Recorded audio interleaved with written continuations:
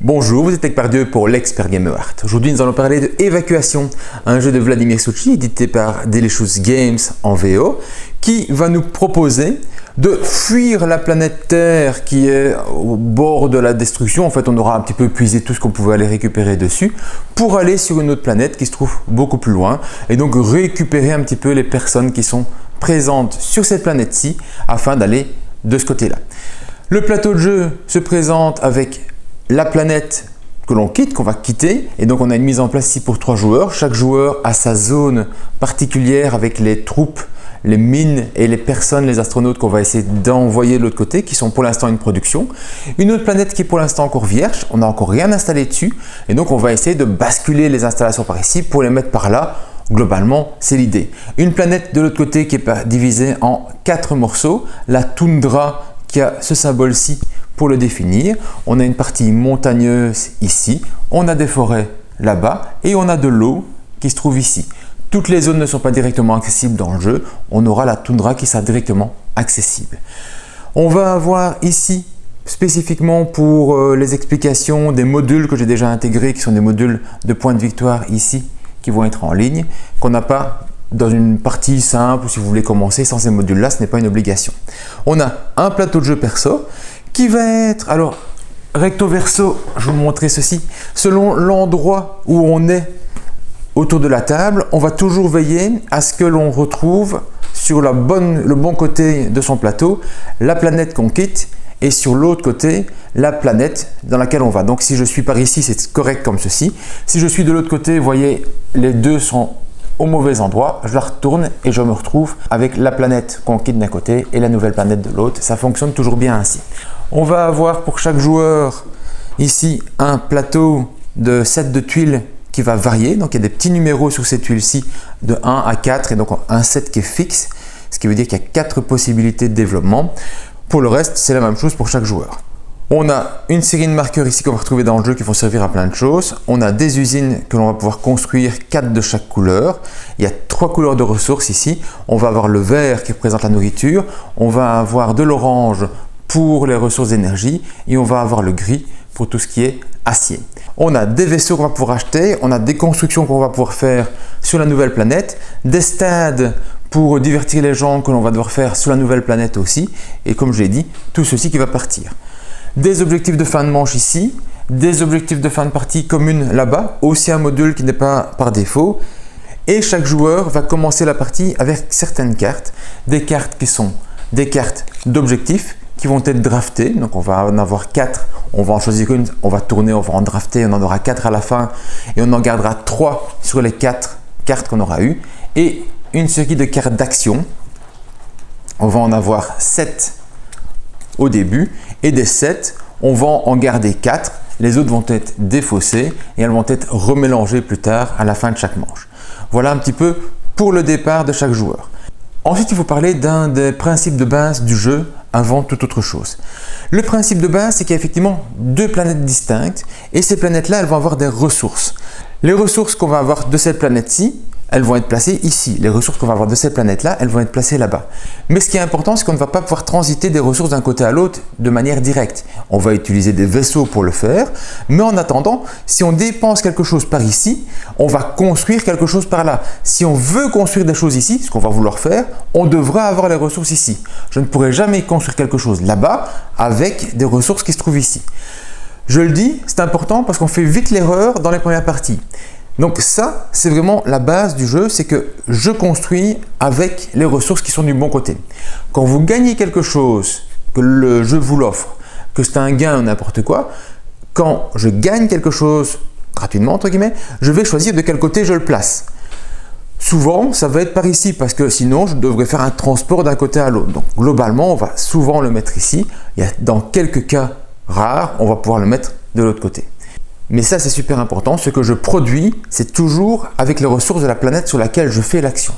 Ceci étant dit, je vais faire une petite précision au niveau des règles qui vont être données ici. Ce sont des règles qui sont faites pour le mode point. Il existe un mode course où l'objectif est d'arriver le plus vite possible à évacuer ceci d'une part, mais surtout de mettre fin au jeu en ayant les 3 marqueurs qui ont dépassé cette petite ligne rouge et d'avoir 3 stades, des stades comme ceci, de votre côté de la nouvelle planète.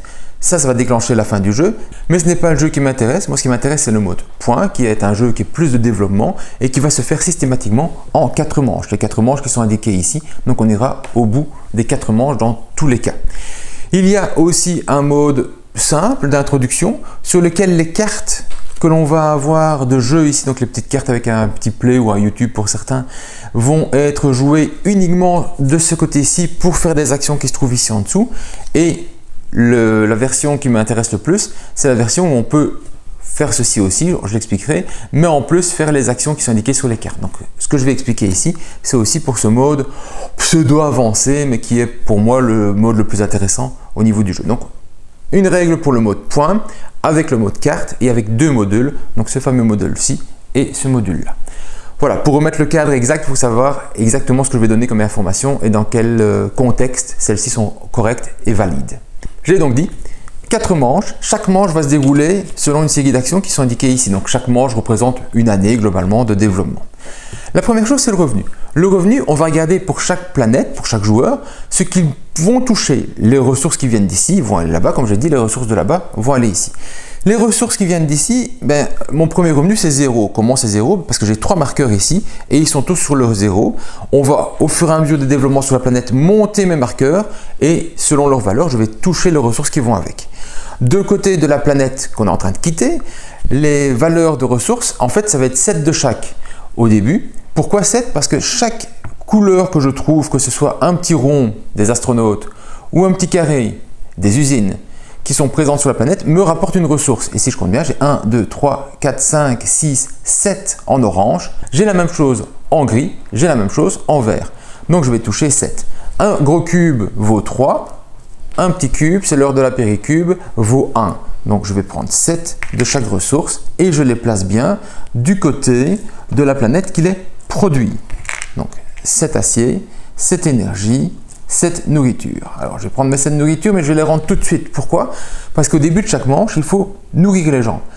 On va devoir nourrir les gens du côté de l'ancienne planète et de la nouvelle planète. De l'ancienne planète, première manche, il faut payer 5 nourritures. Autrement dit, des 7 que j'ai ici, au final, je ne vais en garder que 2, qui sera ma limite.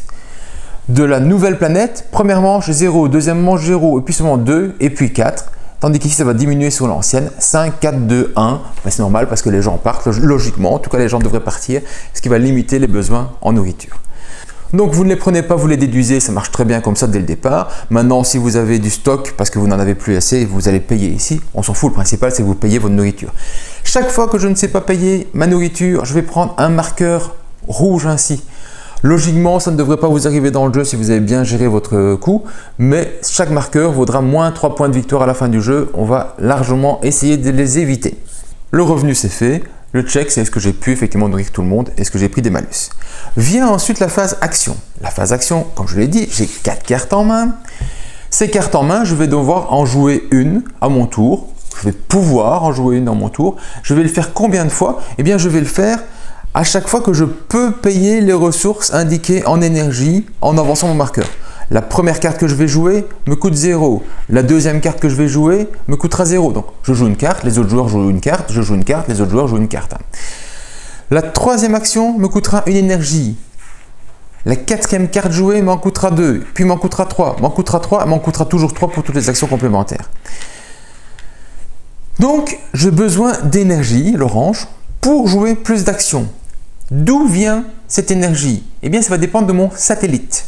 J'ai un satellite qui se trouve ici et mon satellite, il va avancer au fur et à mesure du jeu. Il va passer plusieurs zones noires, donc on parlera des déplacements plus tard, mais c'est pas grave.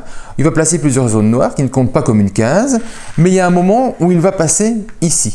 Et cette zone-ci est une zone charnière en fait entre l'ancien et le nouveau monde. Cette zone charnière implique que l'on a moins de contact avec ici et plus de contact par là. Eh bien, l'énergie que je dépense est liée à cette zone charnière. Quand mes 2 satellites sont avant la zone, je vais devoir tout payer par ici. Dès que j'ai un satellite sur les 2 qui est passé cette zone-ci, je vais pouvoir choisir entre à gauche et à droite, ancien et nouveau monde, parce que j'ai encore un satellite qui est accessible au niveau de chaque zone. Mais quand les 2 satellites sont passés de l'autre côté, donc imaginons que le deuxième est ici, les 2 satellites sont passés, je ne peux plus payer avec les ressources énergie qui se crée ici, je dois tout payer avec les ressources énergie qui sont sur le nouveau monde. Donc, un jeu de satellite qui va être super important dans ma partie et d'ailleurs que vous allez devoir fortement déplacer dans le cours de jeu. Donc, je joue mes cartes, je paye à chaque fois mes ressources au fur et à mesure que c'est ma xème carte et quand j'ai joué une carte, je repioche une nouvelle carte. Donc, j'ai toujours 4 cartes en main au niveau du jeu. Il n'y aura jamais un moment où j'en ai moins que 4. Par contre, je peux en avoir plus que 4 éventuellement parce qu'on peut gagner des cartes complémentaires. On ne les défausse pas directement. On va pas faire systématiquement sa main à 4 au début de chaque manche, mais en tout cas, temporairement, on peut en avoir un petit peu plus.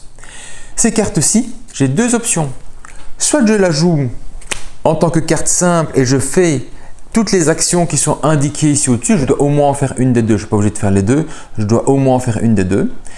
Soit je vais la placer en dessous, ici, d'une des 4 zones disponibles et je vais faire une des actions, enfin un des blocs d'actions qui sont possibles. Il y en a 2 ici, il y en a 3 là-bas, il y en a 3 là-bas, il y en a 2 ici. J'en ferai une de celles qui sont possibles. Je peux aller plusieurs fois sous la même zone, donc je peux aller plusieurs fois mettre des cartes, faire la même action. Simplement, si j'arrive à mettre plus de 3 cartes sous la même action, la 4e carte et toutes les cartes supplémentaires, comme indiqué ici, me coûteront une énergie. Énergie qui vient, cela dépend de l'endroit où se trouve mon satellite. La tuile qui se trouve ici a une indication une fois, ce qui veut dire que quand je place une carte en dessous, je retournerai ma tuile. C'est la seule fois de cette manche-ci où je peux la faire. Donc, une fois par manche, je peux aller faire une action sous cette tuile-ci. On verra après les types d'actions possibles. Voyons d'abord le cours du jeu. Une fois que chaque joueur a arrêté de faire ses actions, donc ils n'ont plus assez d'énergie et donc ils passent, on va passer à la phase de transport. La phase de transport, c'est quoi? Eh bien, on va avoir l'opportunité d'acheter donc des vaisseaux. Ces vaisseaux vont se mettre logiquement sur l'ancienne planète parce qu'on va payer avec ces ressources-ci pour acheter un transport. Et on va pouvoir déplacer ce transport d'un côté à l'autre. Ce transport va me permettre de déplacer des ressources qui se trouvent ici pour aller les mettre là-bas. Donc des ressources qui se trouvent ici pour aller les mettre là-bas. Évacuer la planète, c'est quand même la base. La première chose, le transport, il a besoin d'énergie. Donc ici, il me faudrait 2 énergies pour le faire se déplacer, aller de l'autre côté. Il peut embarquer une zone, donc il a une baie de chargement, qui est liée à la zone bleue. Sur le plateau ici, vous avez des petites couleurs. Donc ici, c'est bleu et jaune. Là-bas, c'est jaune et gris. Là-bas, c'est gris et bleu. Donc, je peux embarquer une des tuiles qui se trouve ici pour les mettre de l'autre côté. Une bleue. Imaginons, je vais récupérer celle-ci. Ici, il y a des petits astronautes. Je retourne ma tuile et je vais mettre 2 astronautes qui vont partir avec moi. Ça veut dire que j'ai vidé cette zone-ci. Elle ne produira plus, vu que je n'aurai plus les 2 petits marqueurs qui vont avec. Donc je vais choisir de manière réfléchie ce que je vais enlever comme production ici. Ce n'est pas nécessairement la même production qui sera faite de l'autre côté parce que de l'autre côté, je choisirai sur quel site vont travailler mes astronautes. Ensuite, on va avoir potentiellement ici la possibilité de récupérer une usine ou un stade. L'icône d'une usine, c'est le petit champignon ainsi. L'icône du stade, c'est effectivement l'icône standard d'un stade. Un stade, on en a un au départ. Donc, je peux très bien dire, je vais prendre ce stade-là pour le transporter de l'autre côté. Ça, c'est une possibilité. Si je n'ai pas de stade, je vais plutôt prendre une usine. Une usine, je vais la trouver où? L'usine, je vais la trouver soit ici parce que je l'ai construite avec mes ressources ici. Je l'ai préfabriquée. En fait, on va préfabriquer des usines et je les placerai ici. Soit je les récupère ici. Vous avez 3 usines disponibles sur le plateau de jeu. Effectivement, elles peuvent être récupérées selon certaines zones, sauf celle du milieu par exemple. Celle du milieu, il n'y a pas de couleur tout autour et donc je ne la récupérerai pas ainsi. Si je veux sortir, libérer cette usine-là du plateau de jeu, eh bien je dois la transporter avec cette icône usine sur un de mes vaisseaux. Si c'est le cas, c'était une usine grise, je vais donc mettre une usine grise dans mon vaisseau. Si jamais j'avais l'usine qui était ici parce que j'ai préfabriqué, je la prendrais de là, évidemment. Je peux aussi envoyer jusqu'à 2 ressources de mon stock ici et donc je pourrais placer une énergie et un cube d'acier pour l'envoyer de l'autre côté. Ça va être le transport. Une fois que j'ai défini mon transport, eh bien, hop, je l'envoie de l'autre côté. Ça, c'est payé, c'était pour le transport. Ça arrive par ici. Ça arrive par ici. Et ça par là. J'ai donc envoyé des troupes qui vont pouvoir être déployées sur le plateau de jeu. On pourra en envoyer plus vite dans le jeu. On le verra un petit peu comment. Mais en tout cas, ça, c'est du standard. Quand mon vaisseau est là-bas, il ne repart pas directement. mais à la prochaine manche, on pourra payer 1.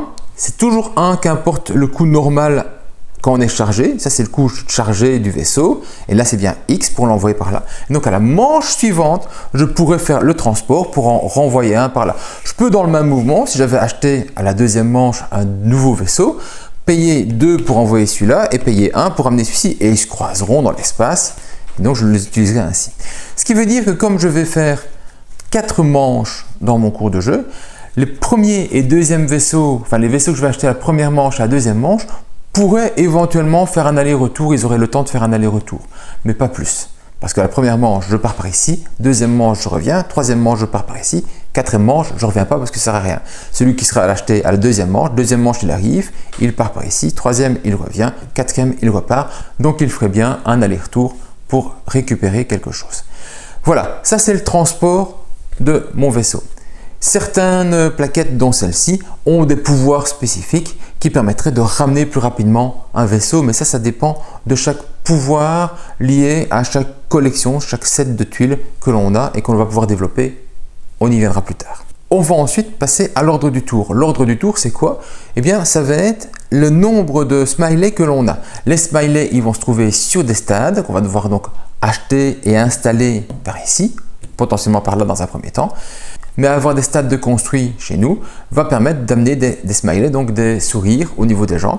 On en a parfois aussi sur des tuiles. Celui qui a le plus de smileys va être le premier joueur. En cas d'égalité à la première place ou une autre place, on va inverser les positions. Donc si moi j'avais ce stade-ci qui était construit ici, j'aurais 2 smileys. Si les autres n'ont rien du tout, je suis premier. Si par contre personne n'a de smiley ici, on va inverser l'ordre de chacun. Donc moi je trouve la dernière place et le dernier devient premier. Donc on va avoir un ordre qui va varier logiquement entre les joueurs, sauf s'ils ont des valeurs strictes différentes entre les smileys. L'ordre du tour ainsi. Pourquoi c'est important? Parce qu'après l'ordre du tour, on va faire la progression. La progression, c'est lié aux cartes que je vais jouer. Je vous ai dit, les cartes qu'on va jouer, on va les jouer soit toutes seules ainsi, soit en dessous de son plateau de jeu. Eh bien, il va y avoir une valeur. Il y a une valeur directe sur la carte, 1 ici, et il y a une valeur en dessous de la zone de jeu dans laquelle j'ai joué, 3 ici. Et donc, quand je vais jouer toutes mes cartes, sachant que je vais en récupérer après, je vais avoir une valeur totale de points. 3, plus 3, plus 3, plus 1, autrement dit 10. Ce 10 là va définir ma valeur de progression. Cette progression va être appliquée au niveau de mes satellites. J'ai donc 10 de mouvement en fait pour mes satellites. Je décide d'en envoyer 1, 2, 3, 4, 5, 6, 7, 8 ici et je m'arrêterai là-bas par exemple. Je vais alors gagner une ressource de mon choix et j'aurai un petit symbole jaune qui va être là. Symbole jaune qui servira à mon installation. J'ai fait 8 ici et je fais 2 ici et je me retrouve là. Il faut savoir que chaque case n'est accessible que pour un seul joueur. Donc, dès que quelqu'un y est, les autres ne peuvent pas y être. Ce qui est du coup super important au niveau de l'ordre du tour. Parce que si vous voulez bloquer des emplacements que les autres visent aussi, en étant premier, vous êtes plus à l'aise pour aller où vous voulez et donc répartir l'ensemble de mes déplacements, donc mes 10 ici, sur l'ensemble de mes vaisseaux. Ici, j'ai gagné une ressource. Cette ressource-là, je prends celle que je veux et surtout je choisis l'endroit où j'ai envie de la mettre. Si j'ai envie de la mettre là-bas, aucun souci. Comme j'ai dit, quand vous gagnez quelque chose qui n'est pas lié à l'action d'une des deux planètes, vous choisissez l'endroit où vous voulez le mettre. Chaque joueur va faire la même chose et donc on va se retrouver à une configuration peut-être comme celle-ci. Voilà. Au début de la manche suivante, comme les gens sont déjà quelque part ainsi, on va redescendre tous les marqueurs quand on fera la progression et on repartira d'ici pour faire les avancées. Ainsi, quelqu'un qui est là-bas ne bloque pas pour le joueur suivant, si jamais c'est le rose qui a pris la première place, pour aller à cet endroit-ci s'il avait envie. Donc, important, on les redéplace ainsi, un seul bonhomme par 15 et on va pouvoir avancer dans l'ensemble du jeu. Alors, un commentaire, quand vous passez à chaque fois une zone noire, il y a souvent un effet. L'effet ici, c'est que la première fois que vous avez un de vos satellites qui passe ici, vous allez retourner ces marqueurs-ci. Ces marqueurs-ci, je n'en ai pas encore parlé, ce sont des marqueurs qui permettent d'avoir des ressources directes. Ils ne sont pas liés à des couleurs, il n'y a pas de couleur tout autour, il n'y a pas non plus un symbole usine comme ici, c'est directement des productions qui sont liées aux satellites. Eh bien, quand les satellites commencent à partir trop loin, ils ne savent plus envoyer les ordres et donc on va les retourner ici. on ne sait plus les activer. Donc on va perdre immédiatement une production de ressources de chaque sorte. Quand le deuxième satellite sera passé aussi par ici, eh bien je perdrai l'autre ressource qui sera là. Mais quand mes deux satellites seront passés ici, les deux satellites seront passés, j'en récupérerai un qui viendra ici et alors là, toutes mes ressources augmenteront de 1 vu que j'ai un plus 1 sur chaque ressource. Donc il va y avoir des évolutions au fur et à mesure de ceci. Attention, on ne peut pas dire je vais envoyer un de mes satellites jusqu'au bout tout seul. Pourquoi? Parce que les deux satellites ne peuvent pas être séparés de plus d'une zone noire. Donc si j'étais ici et que l'autre était encore là-bas, je ne pourrais pas faire avancer celui-là tant que celui-ci n'aurait pas au moins dépassé cette zone-ci et seulement à ce moment-là, je pourrais continuer à avancer avec lui. Il y a d'autres trucs qu'on va gagner au niveau des satellites au fur et à mesure de l'avancée, mais ainsi, vous avez les trucs les plus importants dans un premier temps. Ensuite, vous avez le bonus. Le bonus, c'est ceci. Selon les points que vous avez en progression, vous allez avoir un bonus potentiel ici. Alors, on joue avec le bonus large. Il y a une version de bonus plus stricte, c'est-à-dire qu'il faut avoir exactement calculé la valeur de déplacement à 6 ou à 11 ici pour avoir le bonus. Tandis que la version la plus large, il faut faire 6 ou moins pour avoir celui-là, ou 11 ou moins. Attention, 11 ou moins, c'est de 11 à 7, somme toute, pour avoir celui-ci. Et donc, on fera l'action du bonus selon qu'on a eu ceci. Si on a dépassé les 11, pas de bonus, on va trouver tel que le satellite, il n'y aura pas de bonus associé. Cette carte-là varie à chaque manche. Chaque manche, on va mettre une nouvelle carte qui va changer. Vient ensuite le nettoyage. Le nettoyage, ça va être quoi? On va changer de manche. On va changer de carte ici pour mettre la suivante. On va retirer toutes les cartes qui sont notées avec un X ici et donc elles vont être retirées, défaussées du jeu. On va glisser, on va en mettre des nouvelles. On va récupérer toutes les cartes que chaque joueur avait jouées. Et toutes les cartes vont être reprises, mais elles vont être remélangées dans le tas, ce qui veut dire qu'on pourrait potentiellement récupérer les mêmes cartes d'action qui reviendront. On va en redonner 7 à chaque joueur et des 7 que les joueurs auront eu, ils en garderont à nouveau 4 qui leur permettront de jouer cette nouvelle manche. Donc ça, c'est le clean-up. À la dernière manche, on n'aura pas besoin de faire tout ça vu qu'on va partir sur quelque chose de nouveau.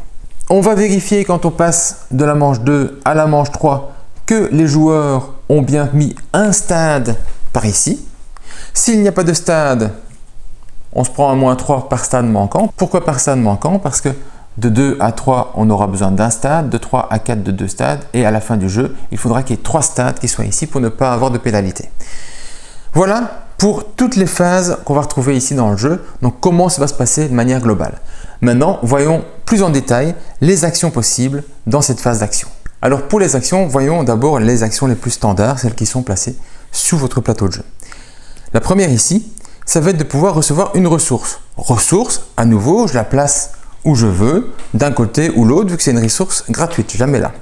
En plus d'avoir gagné une ressource, je peux faire 3 échanges de ressources. Attention, ce n'est pas des échanges de planète en planète, c'est dans la même planète. Je peux transformer des ressources ici qui m'intéressent moins en autre chose. Par exemple, je pourrais transformer 2 verts en 2 oranges, parce que je me dis que j'ai besoin d'énergie pour terminer mes actions, et peut-être encore un cube ici d'acier, hop, en un orange, de plus pour en avoir un petit peu plus. Ou pas, ou je peux très bien n'en faire que 2 sur les 3 possibles. Deuxième zone, ça va être de pouvoir placer un marqueur pour développer mon tableau de technologie. Alors, le premier marqueur que vous allez le placer en bas systématiquement. Et avec un seul marqueur, vous allez pouvoir faire l'action à chaque fois que l'effet est mis. Si un éclair, c'est une action immédiate. Si jamais il n'y a pas d'éclair, c'est une action permanente. Par exemple ici, je gagnerai toujours une ressource de mon choix si je gagne à la fin de la manche un des bonus qui se trouve ici. Ça, c'est une option. Quand je vais avoir encore cette action-ci, donc pouvoir placer un marqueur quelque part, à nouveau, je commence un autre niveau 1 ou alors je passe sur un niveau 2 et donc je peux travailler en progression. Je ne peux pas directement taper au-dessus, je dois mettre le 1, puis le 2, puis le 3. Mais tous ces bonus-ci en 2 et 3, ils sont faits en 2 fois. La première fois, je place le bonus à gauche et je n'ai pas droit à l'action. Et quand je referai une 3e fois, somme toute, cette action-ci, je pourrai alors le déplacer sur le côté et j'aurai alors le bonus, les éclairs, enfin tout ce qui va avec le fait d'avoir développé cette technologie. Donc il me faudra 2 actions, une première pour placer, une deuxième pour valider, et puis seulement je pourrais attaquer le niveau 3 de cette même colonne. Je ne peux pas attaquer le niveau 3 ici, même si j'ai un niveau 2 là-bas. Cette mise en place-ci, tous les 1, les 2 et les 3 sont les mêmes. Par contre, je peux avoir des colonnes qui soient mises différemment d'une partie à l'autre, même si je joue avec le même set de base. Et donc ici, j'ai fait une des 2 actions si j'ai mis ma carte en dessous. Possibilité suivante, ça va être de préfabriquer une usine. Les usines, je vous ai dit, c'est ceci. Les préfabriqués, eh bien, je paye une ressource et je fais l'usine de la même couleur. Donc si j'ai envie de payer une ressource orange par exemple, donc une énergie, je paye ma ressource énergie, je construis une usine ou je préconstruis une usine ici parce que je l'ai prise de là. Si j'avais construit mon usine avec un cube ici, ce serait là-bas que j'aurais été placé mon usine. Toujours bien dans la zone sur laquelle vous avez dépensé l'argent, vous faites la construction associée. Le suivant, c'est la possibilité de faire du clonage. J'ai besoin pour ça d'une ressource verte. Bon, je ne l'ai pas ici. Imaginons tantôt quand j'ai fait des échanges, hop, je l'avais fait comme ça. Je paye donc une ressource verte de nourriture et je peux mettre 2 petits clones de mes astronautes de base. Et donc, je me retrouve avec 2 possibilités en plus d'installation sur le plateau de jeu. Le suivant va être la possibilité de faire des constructions. Vous avez ici des cartes, vous voyez le symbole qui se trouve là. Eh bien, cette action-ci me permet d'avoir 2 actions de type carte comme ceci. 2 possibilités. La 1, c'est la prendre en main. Ça fait une action, auquel cas, je remettrai une nouvelle carte ici. La deuxième possibilité, c'est de poser ma carte en payant le coût qui est indiqué ici. Le coût indiqué doit toujours venir de la nouvelle planète. On ne construit plus sur l'ancienne, vu que là-bas, on essaye de fuir et que c'est du fixe. Et donc, je devrais payer ma ressource de nourriture d'ici. Là, je ne l'ai pas, je la garde en main. Si j'ai une deuxième action, je peux en faire une deuxième. Mais attention, vous avez ici un symbole point d'exclamation. Ce symbole-ci veut dire que ce dessin-ci, ce type de construction-là, je ne peux l'avoir qu'une seule fois. Vous voyez ici, il y a une deuxième carte avec le même symbole. Eh bien, je ne pourrais pas aller chercher cette carte-ci parce que j'ai déjà celle-là. Je ne pourrais donc jouer qu'une seule de ces 2 cartes-ci, même si leur effet qui se trouve en dessous est différent. Leur effet qui se trouve en dessous, justement, c'est quoi? Eh bien, c'est ce que je vais devoir faire sur la planète, ce sont les constructions que je vais devoir faire pour avoir droit au bonus. Une fois que c'est payé, et je peux la payer sans avoir rempli les prérequis, ça c'est possible, elle peut être construite mais non utilisée, enfin non activée. C'est une série de positionnements dans la planète. Je vous ai dit, il y a la toundra, il y a les montagnes, et ici il me demande d'avoir 3 hexagones qui soient pris à moi, on verra comment construire les hexagones après, dont 1 sous la toundra et 2 dans les montagnes, et qui soient mis sur la même diagonale, pas côte à côte, juste sur la même diagonale. Ici, là-bas et là-bas, ça fonctionnera très très bien. Quand j'ai réalisé le prérequis, j'augmenterai ma production ici d'autant. Donc quand j'aurai réalisé, j'aurai un gris, 2 oranges et un vert qui vont monter, et chaque mois, je toucherai un petit peu plus de ressources de ce type-là. Voilà comment va fonctionner le système ici des cartes. On verra l'installation dans un instant. Donc, 2 actions cartes, j'en prends 2, ou j'en joue 2, ou j'en prends une, j'en joue une, ou je fais qu'une seule des 2 actions par rapport à ce qui est possible. Souvent, alors, on prendrait 2 cartes. L'action suivante, justement, c'est s'installer sur la planète. Pour s'installer sur la planète, je vais devoir avoir de quoi installer ici. Pas là-bas. Je ne peux pas installer une usine qui est prête sur l'ancienne planète, la mettre sur la nouvelle. C'est logique. Je vais donc envoyer ceci sur la planète. Quand je veux installer sur la planète, j'ai plusieurs informations. La zone dans laquelle je peux faire mon installation dépend de mon satellite. Au début, mes satellites me donnent accès uniquement à la toundra. Quand j'ai au moins un satellite qui est passé cette zone-ci, j'ai accès aussi aux montagnes. Quand j'ai au moins un satellite qui sera arrivé ici, j'aurai accès aux forêts. Et si j'ai au moins un satellite qui est là, j'aurai accès aux mers. Donc, par défaut, ça va changer selon la vitesse de votre satellite. Comme tout le monde a accès à la toundra, ça va être vite rempli ici, surtout à 4 joueurs. Mais il y a un intérêt à aller vite avec ce satellite pour avoir accès à d'autres zones, le plus vite possible. Première information. Deuxième information, je ne peux pas m'installer facilement partout. Il y a des zones qui ont des prérequis d'installation. Ici, il y a un petit soleil, là-bas, il y a une petite tornade. Eh bien, pour savoir s'installer ici, il faut que mes satellites puissent m'aider, ou mes développements personnels puissent m'aider à voir les tornades, à voir la zone un petit peu trop ensoleillée. Et c'est là qu'interviennent les petits marqueurs qui se trouvent ici. Si j'ai mon petit satellite qui se trouve là, j'ai accès, pour cette année-ci, à m'installer sur les zones où il n'y a besoin que d'un seul soleil. Si jamais mon deuxième était ici, j'aurais pu me mettre là-bas où il y a 2 soleils. Si jamais j'étais sur une tornade, j'aurais pu m'installer là-bas il y a une tornade ou une tornade et un soleil, vu que j'ai les deux qui sont disponibles. Donc mes satellites ou mon développement personnel ou mes cartes vont me permettre à certains moments, à certaines années, de m'installer à des endroits spécifiques. Si ce n'est pas le cas, je ne peux aller qu'à une zone vide.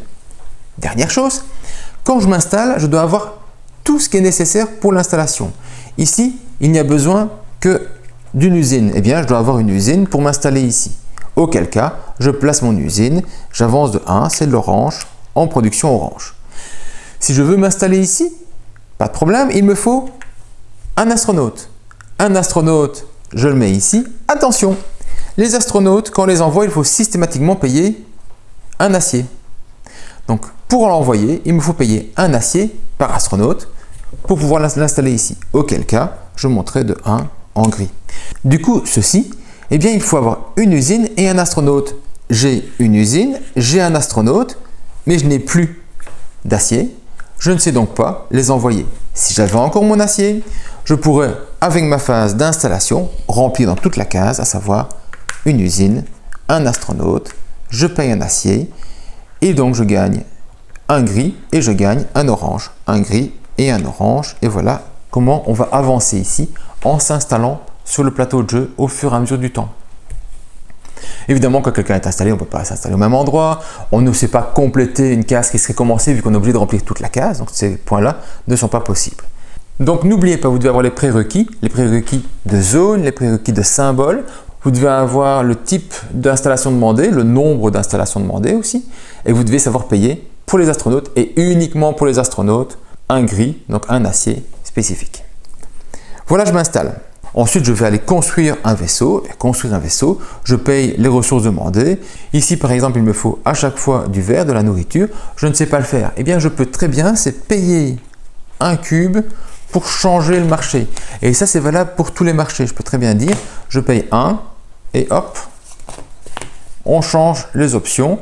Du coup, je me retrouve avec quelque chose que je peux faire. Je pourrais payer 3 ici gris pour acheter ce vaisseau-là qui me permettra d'envoyer à la fin de la manche en payant 2 ressources. Donc, je pensais à me garder 2 petites ressources ici pour payer pour mon vaisseau. 2 ressources par ici, mais aussi la possibilité de récupérer un jaune et un gris sur mon plateau. Je vous ai expliqué les transports.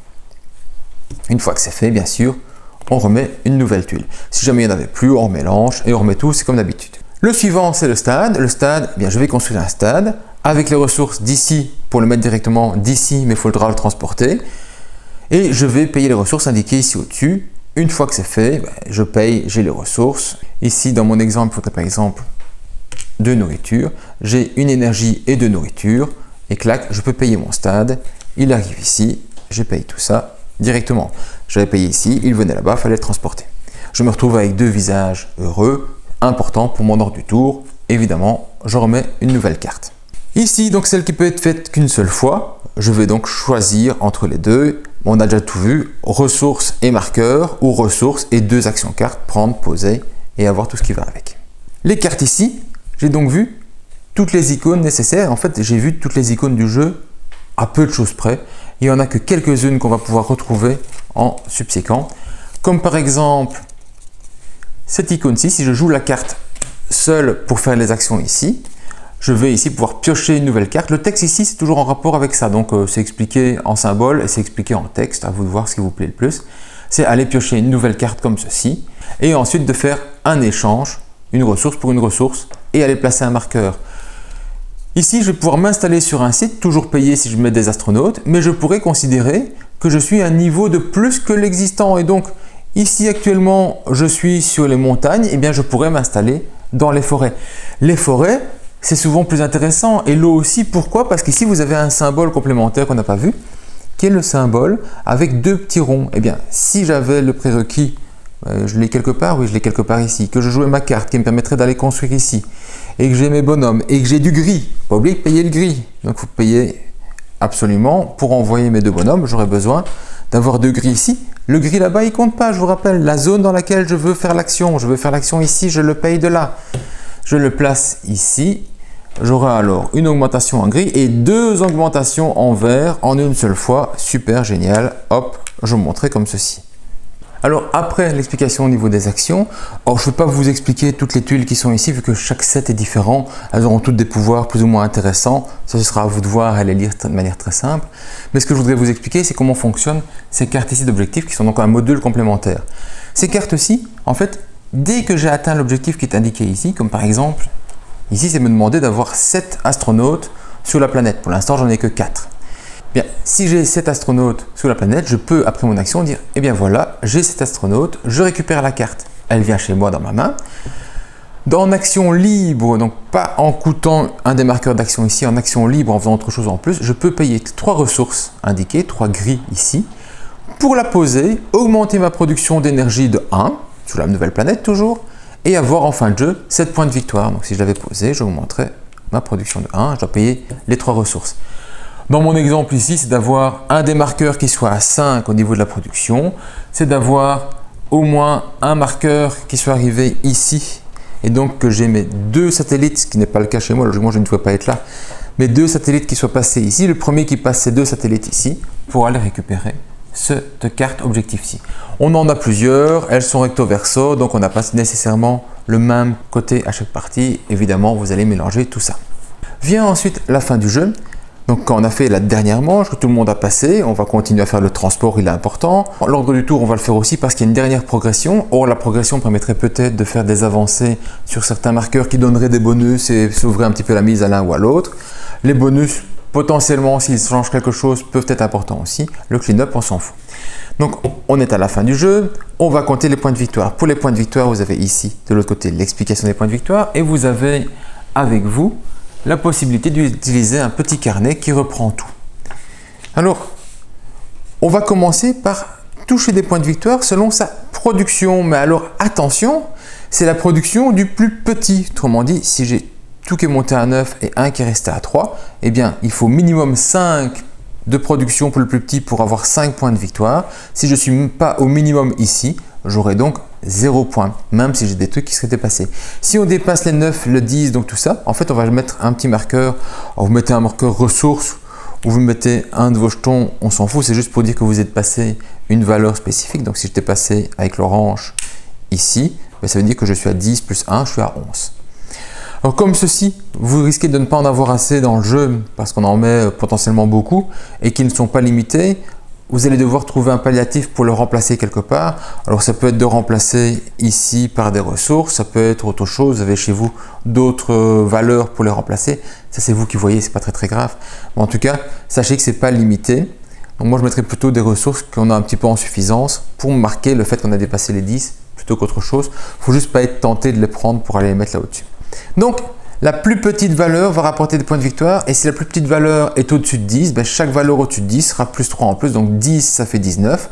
Si je suis à 12 de plus petite valeur, 19 plus 3 plus 6 fait donc 25. On va ensuite regarder les points de victoire que l'on perd. On perd des points de victoire par rapport à ce qu'on n'a pas retiré de la planète. Chaque case, chaque tuile qu'on a laissée sur la planète vaut 2 points de victoire de moins.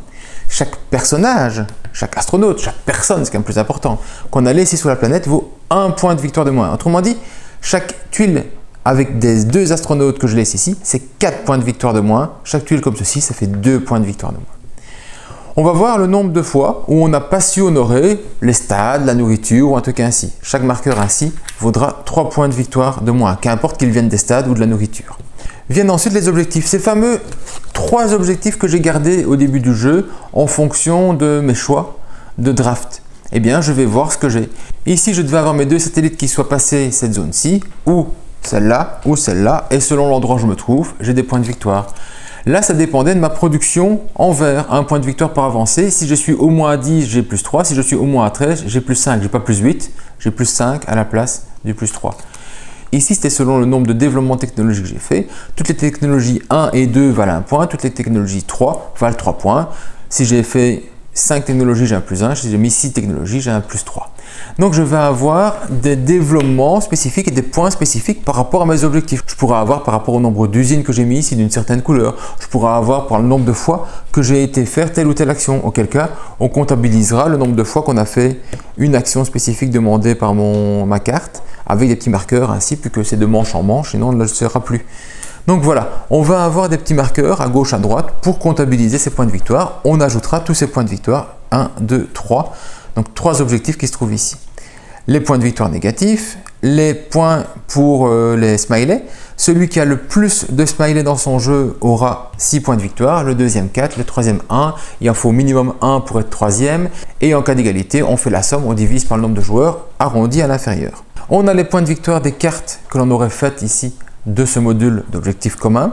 Et puis on va avoir l'autre module d'objectifs communs qui est lié au nombre de sites, nombre de fois que l'on est sur la ligne d'une des zones ainsi. Autrement dit, je vais mettre un petit peu d'autres personnes parce que je n'ai pas joué nécessairement tout seul. Je me retrouverai comme ceci. Voilà. On se retrouve ainsi. Et donc c'est le même principe que pour les smileys, donc c'est 6, 4, 1. Celui qui a le plus d'hexagones sur lequel il est sur la ligne ici va avoir 6 points, donc 6 points pour le blanc. Ils sont deuxièmes tous les deux, donc ça fait 4 et 1, ça fait 5 divisé par 2, ça fait 2 points chacun. Lui ici, il est tout seul, il a 6 points, les autres n'ont rien. Et ici, il n'y a personne, il n'y a pas de points à ce niveau-là. Donc il y a des points de victoire, ce qui incite en fait à se positionner à un endroit ou à un autre par rapport à ce qu'on veut faire dans le développement de son jeu et essayer d'aller gratter ces petits points de victoire supplémentaires. Donc c'est la possibilité ici des points de victoire. On fait la somme, celui qui a évidemment le plus de points de victoire gagne. En cas d'égalité, les deux gagnent, il n'y a pas de tiebreaker. Donc ce sera systématiquement les deux qui gagnent en cas d'égalité. Voilà, j'ai fait le tour de tout ce que j'avais à vous dire au niveau de l'évacuation.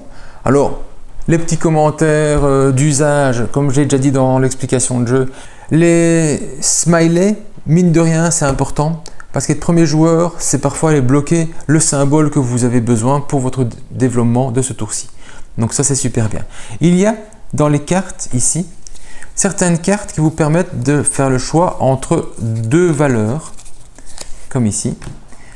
Deux valeurs de progression, 4 ou 5. Eh bien, je peux choisir le 5 quand je vais choisir d'avancer ici, mais le 4 pour atteindre le bonus, pour ne pas dépasser ici le 10 et donc avoir encore le bonus de fin de manche.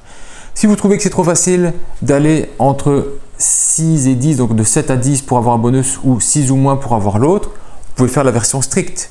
6 exact, 10 exact. Ça définit encore un petit peu plus les obligations de calcul de ce que je vais faire, mais ça ne me semble pas nécessaire. C'est largement assez bien, voire assez long à le faire ainsi. Et donc, moi, je serais plutôt pour garder cette option un petit peu plus large et permissive que le reste au niveau du développement.